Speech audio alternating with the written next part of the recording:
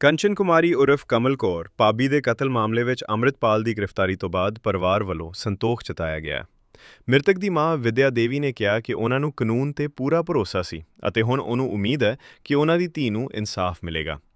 ਉਹਨਾਂ ਗ੍ਰਿਫਤਾਰੀ ਦਾ ਸਵਾਗਤ ਕਰਦਿਆਂ ਕਿਹਾ ਕਿ ਦੋਸ਼ੀਆਂ ਨੂੰ ਸਖਤ ਸਜ਼ਾ ਮਿਲਣੀ ਚਾਹੀਦੀ ਹੈ ਤਾਂ ਜੋ ਹੋਰਾਂ ਲਈ ਵੀ ਸਬਕ ਬਣੇ। ਮਾਤਾ ਜੀ ਕੀ ਨਾਮ ਹੈ ਜੀ ਤੁਹਾਡਾ? गिरजा देवी। ਮਾਤਾ ਜੀ ਅੰਮ੍ਰਿਤਪਾਲ ਫੜਿਆ ਗਿਆ, ਕੀ ਕਹਿਣਾ ਚਾਹੁੰਦੇ ਹੋ?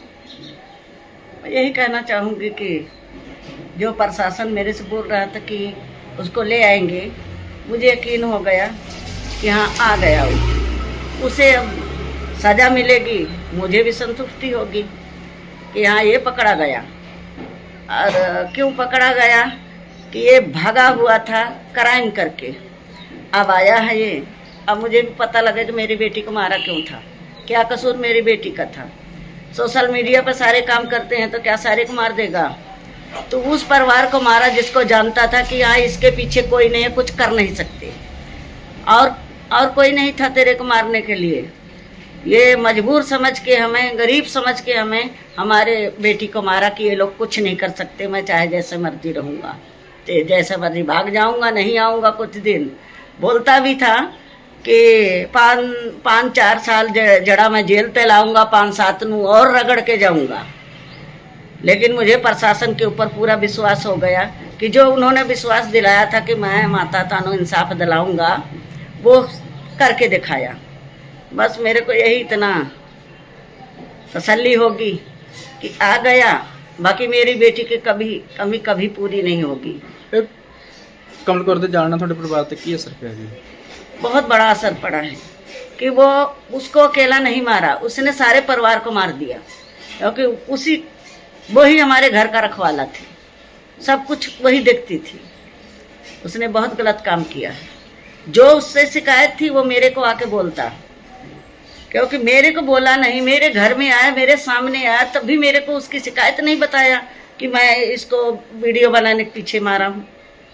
मेरे घर में आया तो मेरे से बताता, तू और भी किसी को लेके आता, जनानियाँ लेके आता, जत्थेदार अपना लेके आता, मेरे दरवाजे आते, कहते कि हाँ ये वीडियो बनाती है, तुम्हारे धर्म को कभी वो गलत कही हो या तुम्हारे ऊपर कोई टिप्पणी की हो, कुछ गलत बोला हो तो उसको मेरे से बताते। कभी ऐसा उसका वीडियो कोई बता ही नहीं सकता कि ऐसे कभी धर्म बारे बोला होगा। मेरी बेटी गुरुद्वारे भी जाती थी, वहाँ भी जाके मत्था टेकती थी, वहाँ लंगर खा के आती थी।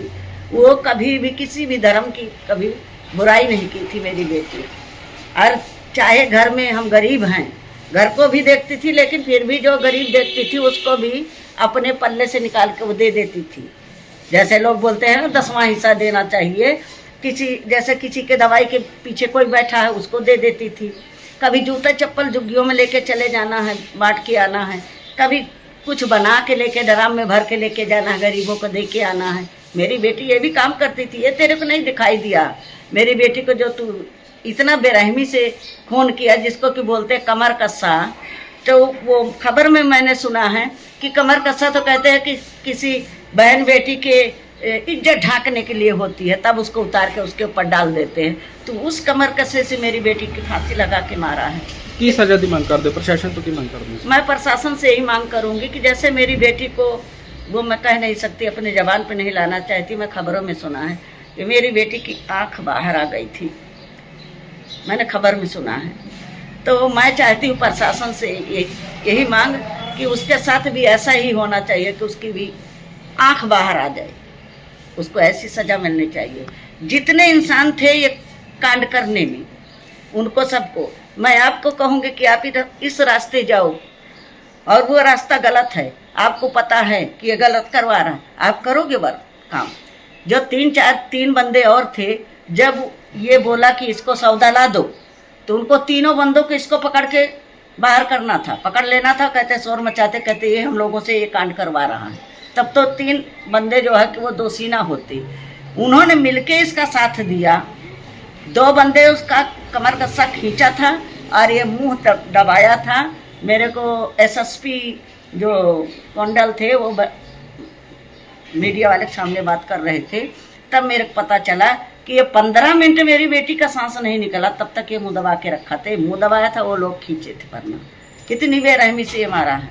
एक बंदा को फांसी होती है, एक झटके में मार देते हैं। ਤੁਸੀਂ ਸਜ਼ਾ ਦੀ ਮੰਗ ਕਰਦੇ ਜੀ ਹੁਣ? फांसी, बस उसकी फांसी होना चाहिए बस।